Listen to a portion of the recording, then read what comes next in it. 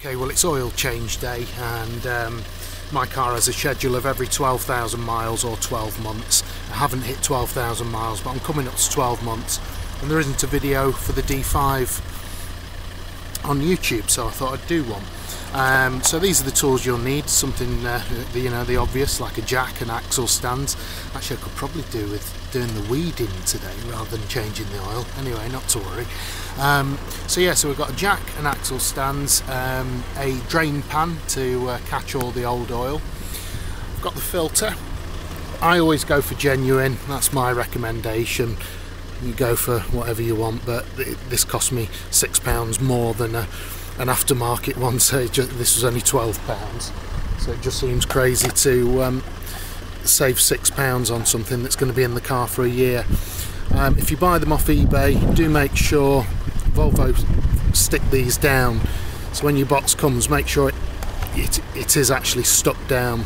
Someone's not just put any old filter in. This is actually bought from the main dealer, stamped up Volvo, as you can see there, and it also comes, very importantly, with a new gasket ring. You see it inside there. That's for the oil filter housing. I'll show you that when I do the change. Also, make sure you get a new sump plug washer. I don't know why people decide to reuse the old ones. They're like the pence, you know, it costs nothing. So this was, I think, £1.30 because it was from Volvo, but you know, you can pick them up for about 20p. Then you'll also need to get the filter off a 36mm socket. I have quite an extensive socket set, but it doesn't go up to 36mm, unfortunately, so I've had to buy an extra one. You don't need an impact socket. This was all they had in at the time. Just a standard 36mm will do.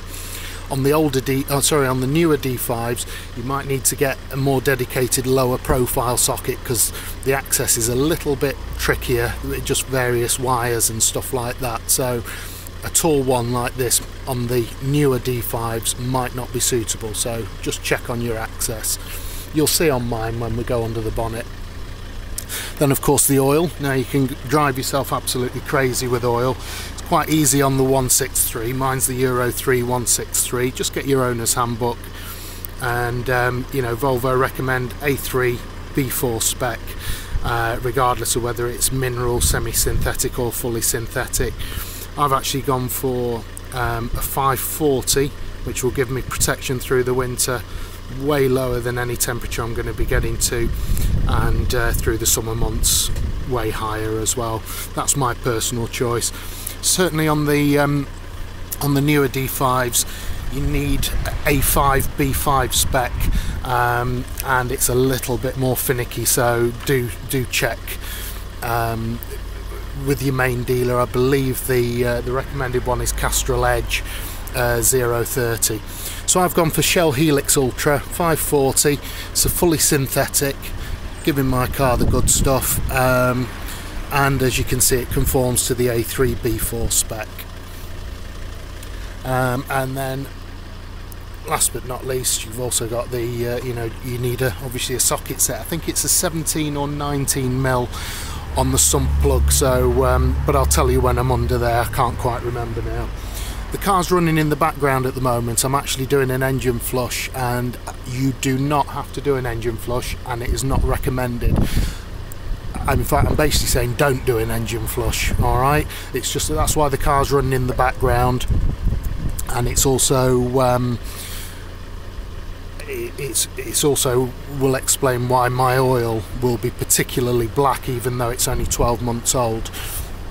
If you're interested to see my thoughts on this engine flush, there'll be a separate video, but I stress again, you do not need an engine flush, and I do not recommend you use an engine flush. So we'll get the car jacked up and I'll show you the next bit. What it also might be worth you doing is just popping a bit of tape over the ignition switch when you're doing an oil change, just to remind you not to start the engine, or you can just leave you know, just a brief reminder on the steering wheel, just in case anyone tries to start it. Okay, so we've got the car all jacked up, got some wheel chocks at the back, leaving the jack in place just in case of any accidents. And we've got 2 3-ton jack stands as well, and the thing to do now is to get this plate off here. So it's going to be 7 12mm bolts, so I'll crack on with that.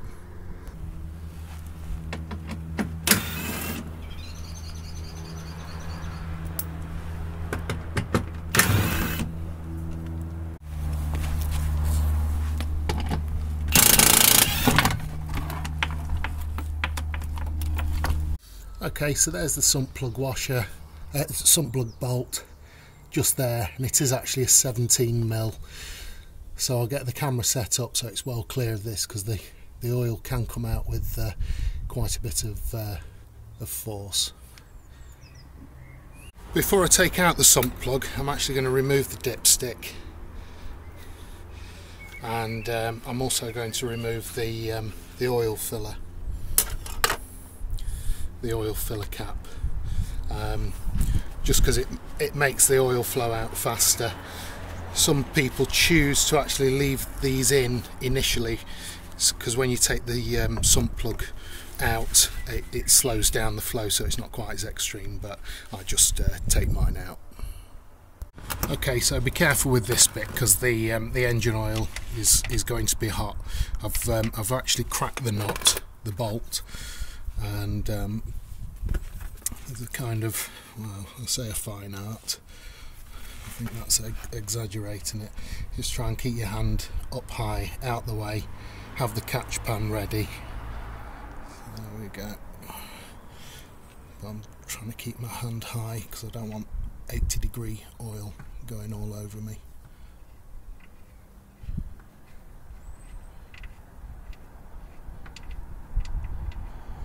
Getting close. There we go.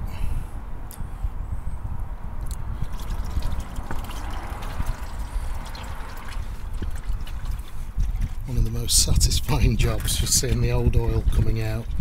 And this is the only problem now. What you have to do is as the flow subsides, just start moving your catch pan closer and closer, so it's just underneath. And the problem on a windy day like today is, as the flow gets very thin, you might get odd bits blowing around, so maybe have some newspaper lying around. Okay, so whilst the oil's draining out, and you want to leave it for as long as possible, I've just concocted from all of my extensions just this 36mm to take the filter off. So make sure it's nicely seated and just start breaking it loose. So you can see it coming up, you can see the white gasket just starting to show itself. What will actually happen is any oil left in the filter housing should now drain through. So even though you think all the oil's drained out underneath,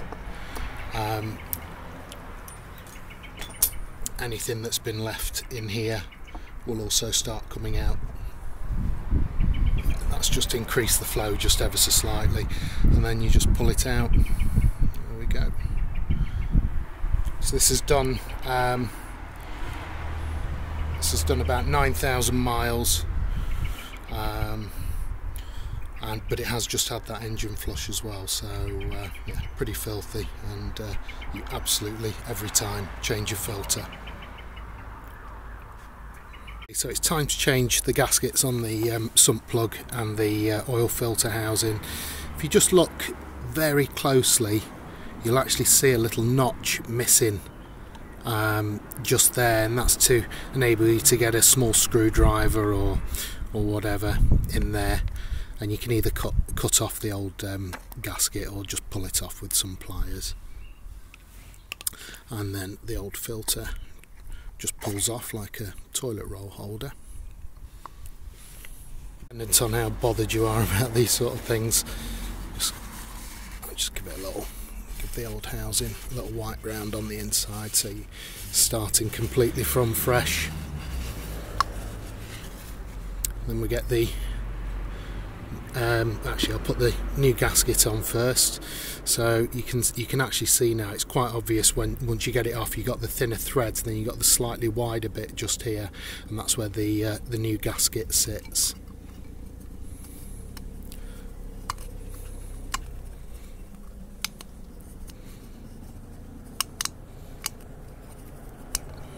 Okay, make sure that's sat in there quite nicely. Just double check again it's near that notch.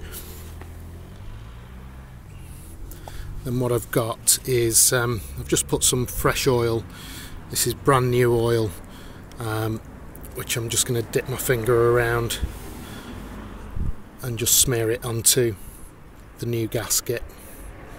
And that, when you screw it back in onto the threads as well, and when you screw it back in, it'll go in nice and easily, and it won't catch and drag. And that's the best way to get a really good seal, so you don't get a leaking oil filter housing. Then we insert the new filter. I don't even think there's an orientation on this. I just have Volvo going up. I don't suppose it makes any difference. And it just clicks in. Make sure you get that positive click. This is the other reason why I prefer genuine filters. I've seen them aftermarket ones where the filter actually stops around there, and they build up the rest of the length with plastic, so you don't get anywhere near as much filtration. So that's why, for the sake of, you know, it's £6 extra, I always go for genuine.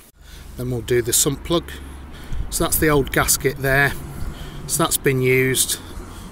So we'll get rid of that, and once again, depending on how you feel about these things, you may as well do it right.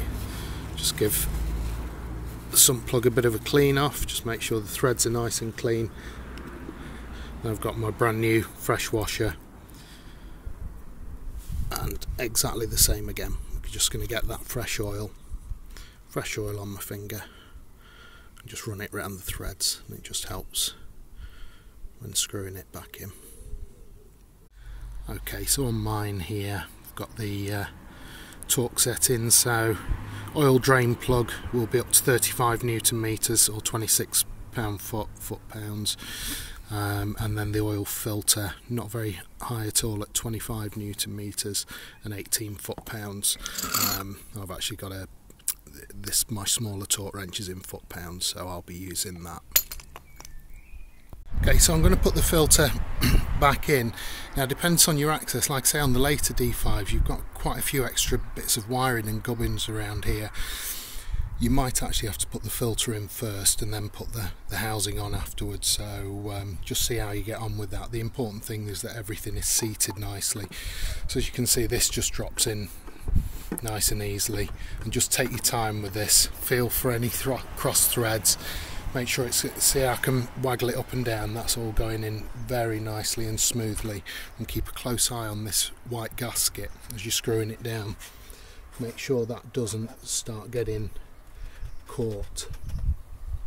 Now you'll start feeling some resistance as the filter starts latching onto the housing.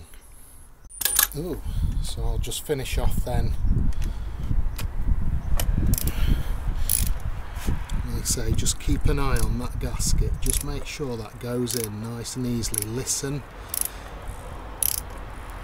And if you see it rolling up at all, that's when you stop, unscrew, and just make sure everything's looking good.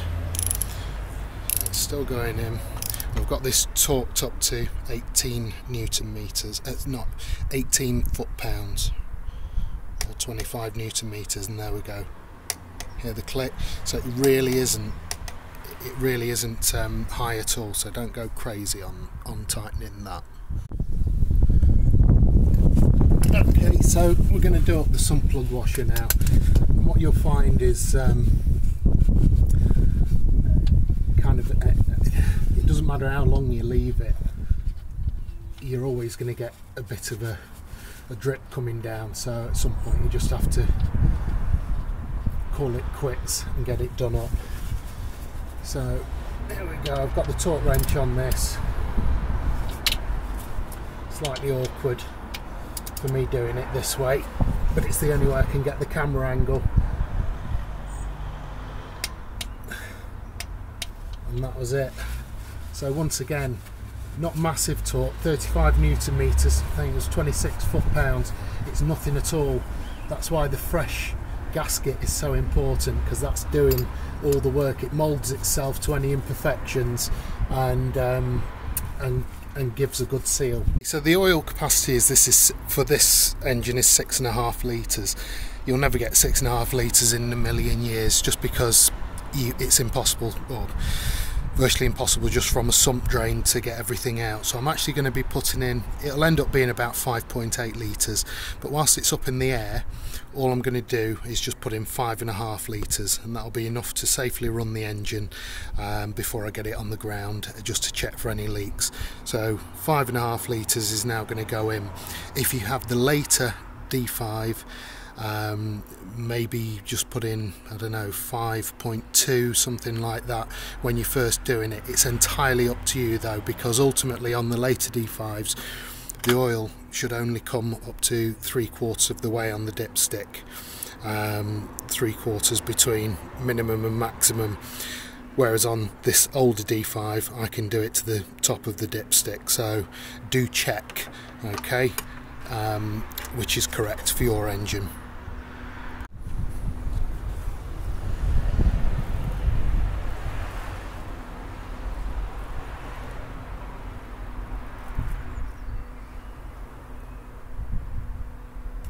Okay, so that's the ½ litre in.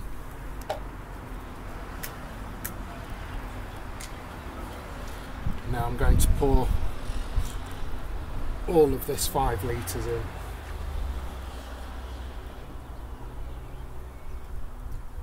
It's awkward trying to get the camera angle. There we go.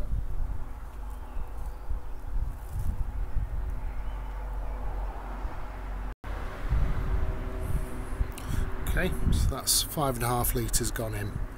So I've not put in the full amount, the full capacity. So I've just put in 5.5 litres, which should be plenty for me to start the engine whilst it's still in the raised position, get the oil circulating, get it through the filter, and just to make sure that I've got no leaks, I can check the sump plug, make sure that's doing its job. So with the fresh oil, yeah, it's registering around about that point on the dipstick. Now on the Euro 4 engines that might actually be enough for you, but yeah, so I'll get the engine started and just check all around the sump plug, all around the filter housing, and just make sure no oil is coming out. When you start the engine, when you've done a change, do look out for all your warning lights. Just make sure you don't get a low pressure warning light. Let me just close this door, then it'll come up with any warnings if necessary. So we're going to start the engine. Yeah, so we've got a low pressure warning light. It was on ever so briefly. If you click back on the video, it was on like for a second and then gone. I'll double check on my messages. I've got no messages, so no oil pressure warning, so that's fine. Yeah, so just look out for the oil light and make sure that goes out. If it doesn't go out within like 2 or 3 seconds of you starting the car, then just turn the engine off and just recheck your work and make sure no oil's gone adrift. Okay, so we've got the engine running now, and just check around the oil filter housing. Just make sure you've got no leakage, no weeping coming up and around that area, and then we'll get under the car.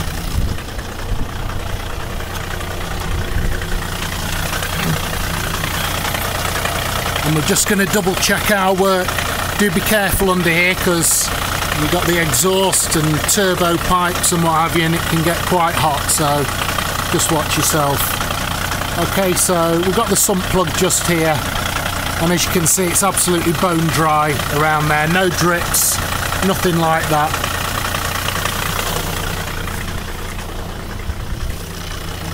So you just basically run the engine for about 5 minutes. Just let the oil all circulate. Just make sure you're happy there's no leaks. Turn the engine off, get it back onto the ground, and then you can do your accurate dipstick test with the car on a level ground and do any required top up.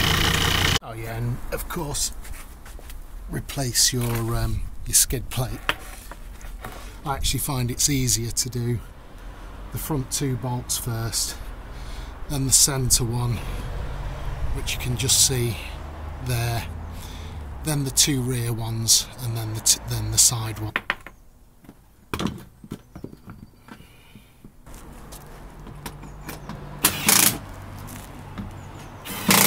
Okay, so the car's back on the ground now. Oil's had plenty of time to settle, so we'll see what level we're up to now.